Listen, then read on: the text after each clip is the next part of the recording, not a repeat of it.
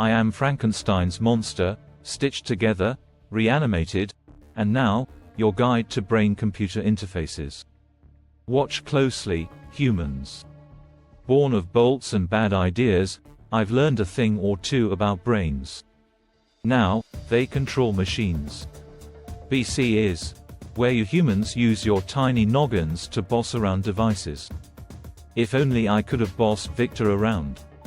Imagine moving a limb with just a thought, like my arm, but less sewn on and more useful. BCIs decode brain signals.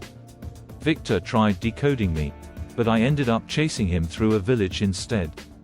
Electrodes in your skull, sounds like my kind of party. They translate brain waves into commands.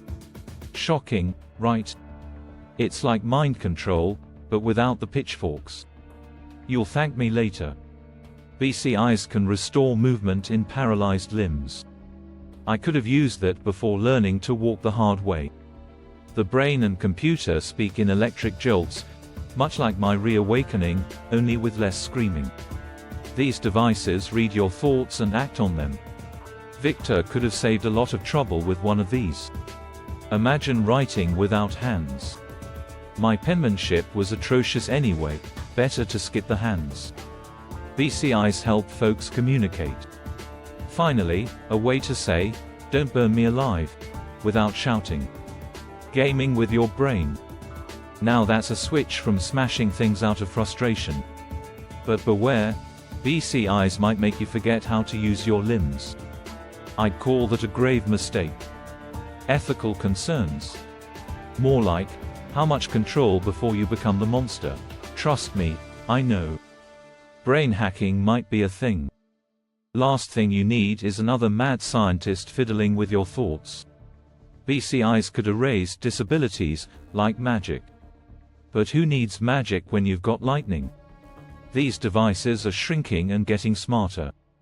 My only question, will they spark another angry mob? BCIs are impressive, but tread lightly. Victor learned that the hard way. Imagine a world where thoughts run machines. We're getting there, no stitches required. Some fear BCIs could control minds. I've been controlled, trust me, it's not a good look. The more we merge with tech, the more we blur the line. Where does the monster end and the machine begin? BCIs could make us superhuman. I'm more interested in being just human, minus the bolts. Brain-computer interfaces blur the human-machine line. Take it from me, the transition is electrifying. BCIs, bringing us closer to a world where thoughts are things. Hope your brain's stitched together better than mine. BCIs sound like progress, but be careful, there's a thin line between genius and monster. The future of BCIs is bright. Just don't let it go to your head, literally. Imagine commanding machines with mere thought. We're almost there, no reanimation needed. BCIs could control minds, or at least give them a jolt.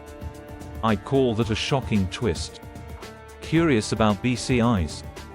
Read the full article, no bolts necessary, just the link below.